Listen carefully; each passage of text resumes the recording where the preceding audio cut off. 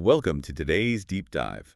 Have you ever looked at a massive failing system, whether it's a crumbling piece of public infrastructure, or maybe a broken corporate process, or even just a fractured community? Oh, absolutely. The kind of thing where you just look around and go, how did we let it get this bad? Right, exactly. And you just wonder how it happened. Well, it's usually this slow motion disaster, right? You see the cracks, you notice the rust forming, Yeah. but you realize the decay didn't just happen overnight. It was, I don't know, a million tiny, almost imperceptible moments of neglect that just compounded over decades. And most of the time, we just kind of look away, right? I mean, we assume someone else is going to fix it. Someone above our pay grade. Exactly. Well, today's deep dive explores that exact phenomenon. We're taking you into the fascinating world of a story called The Girl Who Stitched the Stars. It is such an incredible read. It really is. It's this wildly unique narrative that takes the strict, unforgiving physics of hard science fiction and, well, it weaves it together with the poetic soul of a fairy tale. Yeah, the world building alone is just remarkable.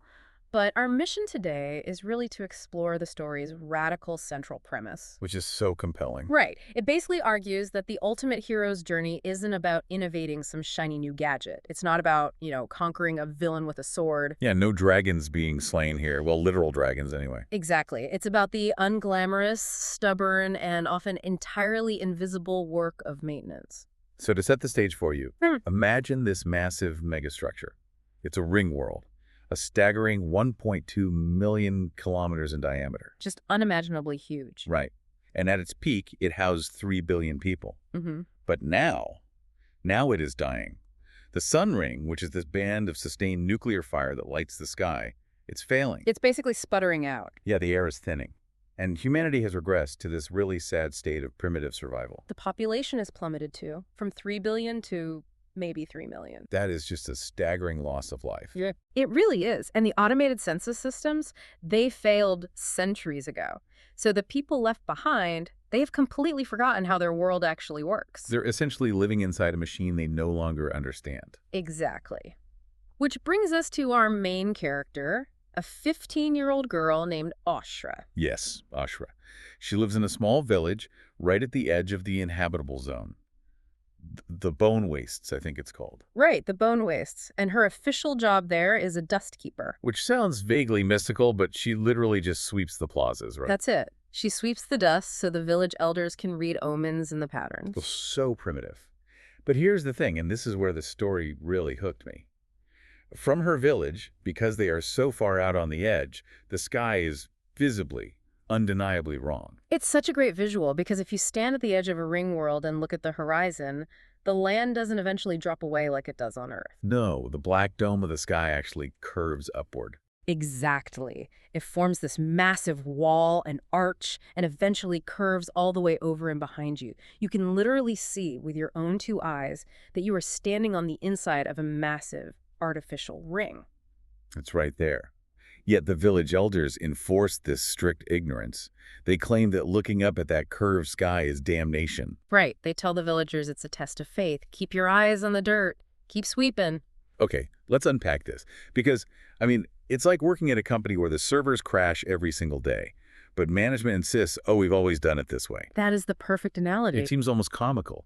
But why do people in power do this? Why deny the completely obvious reality of a broken sky? Because admitting the system is failing means admitting they have absolutely no idea how to fix it. Oh, wow. Yeah, that hits hard. Doesn't it? There's a character later in the story, Old Mirga, who captures the psychology of these elders perfectly. She notes that fear is what drives cruelty. So they aren't just like cartoon villains. Not at all. The elders aren't cackling villains rubbing their hands together. They are terrified. They are terrified of a reality, this dying world, that they are completely powerless to control. So if you can't control the environment, you control the narrative. Exactly. You make it a literal sin to even acknowledge the problem. But Oshra, she refuses to look down. And one day, she finds a dead crow in the village plaza. Which is weird because crows shouldn't even exist this far out. The air is way too thin. Right, it's a huge anomaly. But in its claws, the bird is holding this smooth, glowing glass sphere. And this turns out to be a memory fragment of an ancient, fragmented artificial intelligence. On the mnemonic node, yeah. And it speaks directly into her mind, telling her the ring is suffering catastrophic cascade failure. That little sphere is the primary inciting incident. It gives her a directive to seek the primary interface deep inside the machinery of the ring. So she just leaves. She leaves her village, crosses the wastelands, and eventually finds her way down into the axial corridor, Sector 47 Theta. The massive internal guts of the megastructure. Yeah. Now, acknowledging the problem is only step one. Step two is learning the incredibly complex language required to actually fix it. Which is no small feat for a teenager. Right. When Oshra finds the primary interface, it doesn't just, hand her a physical instruction manual. It immerses her in what it calls the language of light. Such a beautiful concept. It is, but here's where it gets really interesting, and I have to admit, I pushed back on this at first. We're talking about a 15-year-old girl who sweeps dust for a living. Sure. How does she suddenly understand microsingularity breaches and magnetic fields measured in picometers? It felt a little, fantastical. Well, it's a great question, and I think the story provides a brilliant mechanism for it. What's fascinating here is that the interface doesn't give her a textbook on quantum mechanics. Right. It connects directly to her neural pathways. It translates the deep, hard physics of the ring into a sensory experience she can actually intuitively grasp. Okay, so like a translation layer. Exactly. Think about how you ride a bicycle. You aren't consciously calculating the physics of gyroscopic motion and center of gravity in your head. No, I'm just hoping I don't hit a puddle. Exactly. You just feel the balance. The interface gives her the feeling of the physics. It teaches her that the ring isn't just a dead machine, it's a sleeping organism. Okay, so when the text says she has to sing to the machines to fix them, it's not a literal Disney princess moment. No, definitely not. Because I was totally picturing someone singing a lullaby to a nuclear reactor, which, wouldn't end well. Far from it. This isn't a Disney princess singing to birds. This is a neural user interface for quantum mechanics. It's like learning to code, but the programming language is pure math and harmonics. Oh, I see. The author filters these incredibly hard science fiction concepts through Oshra's perspective. She doesn't have the vocabulary of an advanced engineer. Right, she's a dust keeper. So when she is forcing electrons to pair in an absolute zero superconductor, her brain interprets that manipulation of magnetic frequencies as teaching the electrons a harmony. You aren't casting a spell, you're debugging the universe. Exactly. Her mind is translating the act of aligning quantum states into musical resonance. It makes the science feel wondrous, like a fairy tale, but the actual physics holding the megastructure together remain completely rigorous. That makes so much more sense. But as we soon find out, knowing how to fix the code isn't enough. The actual execution of that code is grueling. Unimaginably grueling. This leads us to Sector 89 Gamma, the site of the original disaster that doomed the ring almost 1,000 years ago. There is a literal tear in reality there, a microsingularity breach. And the containment field holding it closed is failing. Yeah, the interface tells her that if it fails, hundreds of thousands of people die instantly, and the whole ring goes with it. They need 5 years to fabricate the materials to permanently fix it. But the field is going to fail in less than 5 months. Unless they introduce a counter-resonance into the containment field. A biological anchor. Yes, a biological anchor, which just sounds ominous. It is. The chaotic fluctuations of a failing singularity are way too unpredictable for the degraded automated systems to manage. They can't calculate fast enough. Exactly. They need a human mind, a conscious, intuitive, heuristic engine to sit there, interface directly with the failing field, and manually hold the resonance pattern together. For over 2 years, Oshra just volunteers. She sits in a specialized, life-sustaining chair in a radiation-soaked hellscape for 2 straight years. Just singing that mathematical song. Yeah, singing to a tear in space-time just to keep it from ripping the world apart. And the cost of this care is horrifying. Her physical body atrophies. Right, she can't move. Her nervous system completely rewires itself to prioritize the connection to the machine over her own biology.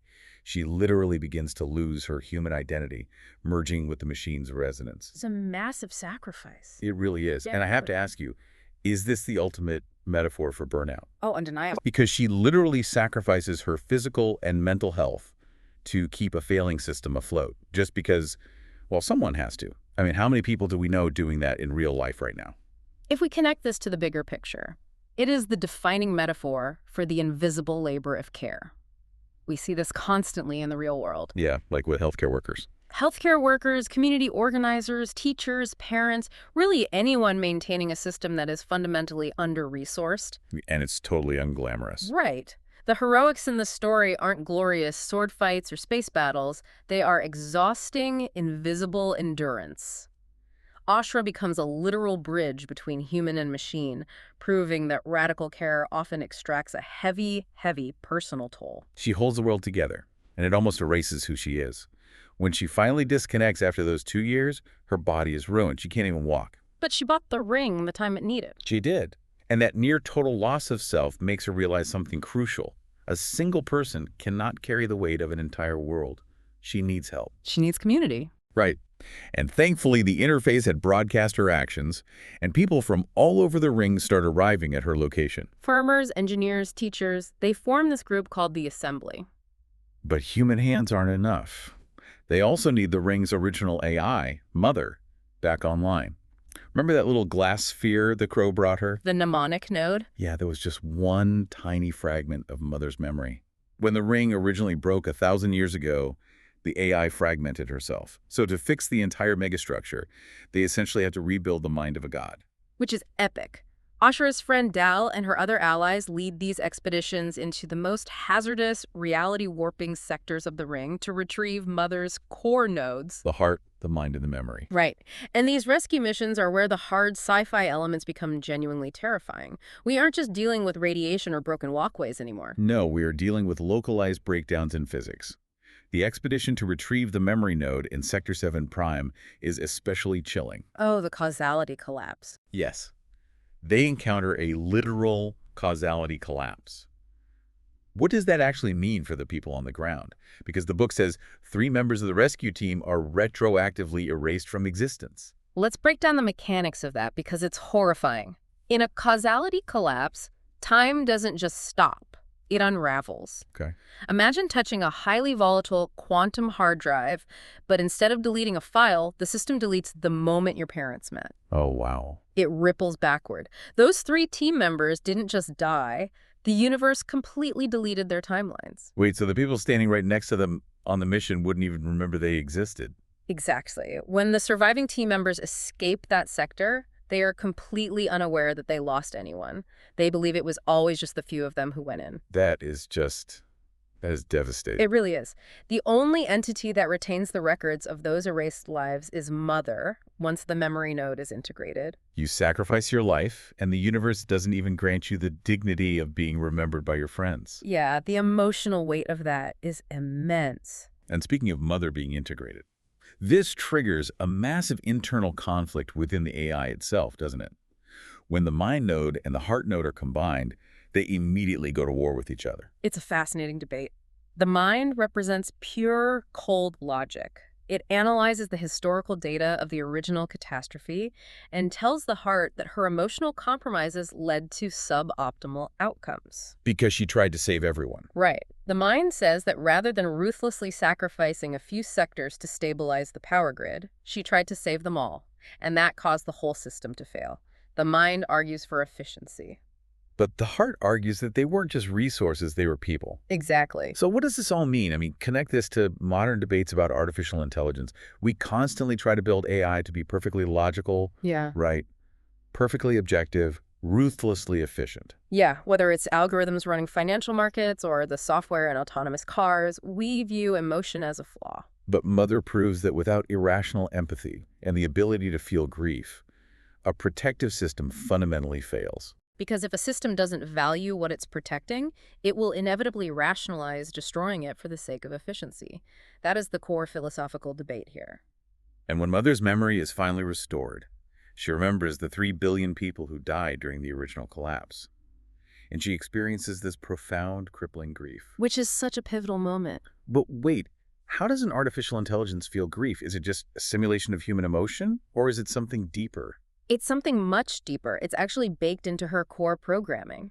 If an AI is designed to protect human life and it fails to do so, that failure creates an irreconcilable paradox in its code. Like a fatal error. Exactly.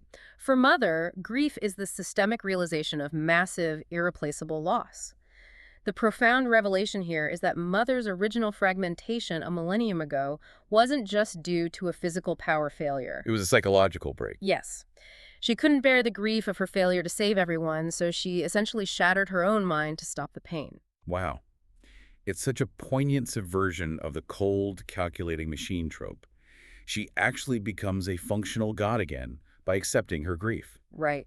Oshra helps the AI realize that the heart was right to fight for every single life, and the mind was right to calculate the odds. Only by accepting that she is imperfect and that she will feel the agonizing pain of loss can she function as a whole entity again. If you don't care enough to hurt, you don't care enough to protect. Wonderfully put. And with Mother Whole and the assembly mobilized across dozens of sectors, the restoration of the ring finally kicks into high gear. Which leads to the final repair. The 43rd keystone segment located at the very center of the ring in Sector 0. And the mechanics of this final repair are totally mind-bending. They really are.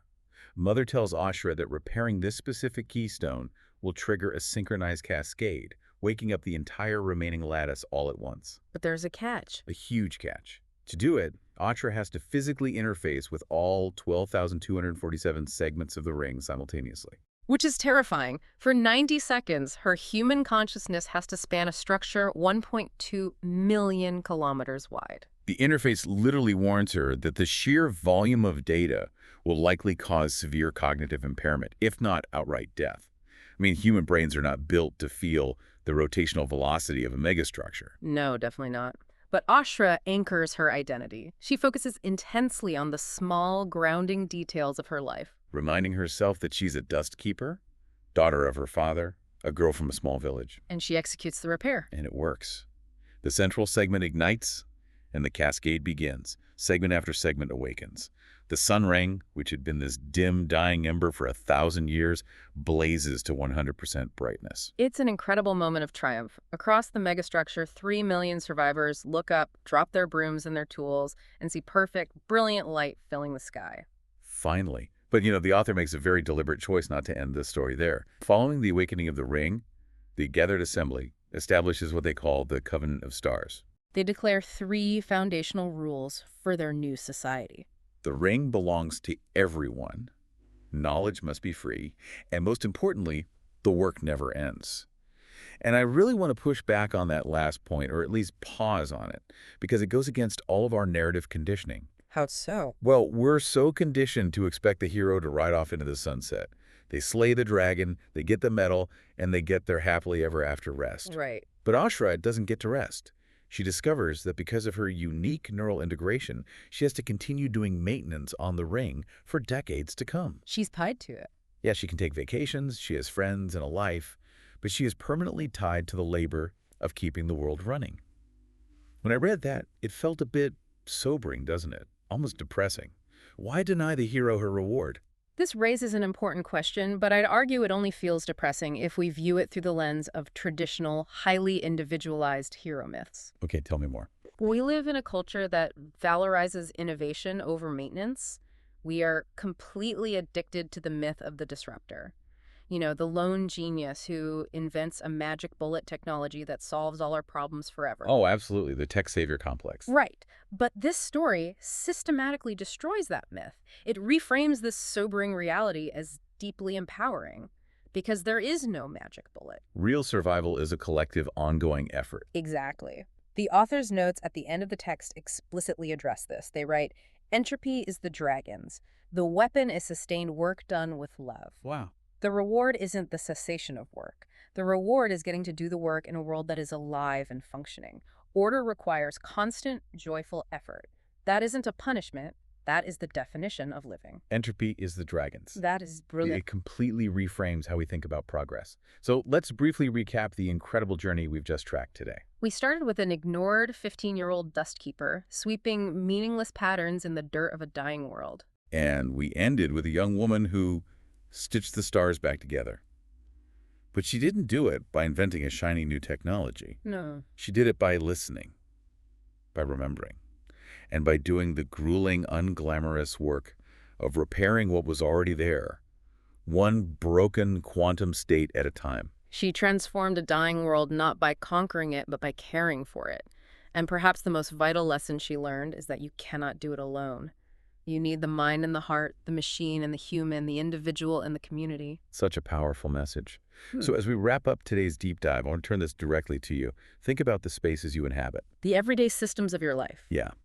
The next time you encounter something broken in your own life, maybe it's a buggy piece of software at work, a failing community initiative in your neighborhood, or even a fractured relationship that has slowly decayed over time, ask yourself a question. Are you just waiting for some hero to innovate a shiny new solution? Or are you willing to step up, get your hands dirty, and do the unglamorous, stubborn, beautiful work of maintenance? Because if entropy is the default state of the universe, then nothing, no machine, no society, no relationship, lasts without care. Every act of care, no matter how small or invisible it might seem to the people around you, is a literal rebellion against the decay of the universe. It's exactly what keeps the stars shining. Think about that the next time you're sweeping your own proverbial plaza. Until next time, keep diving deep.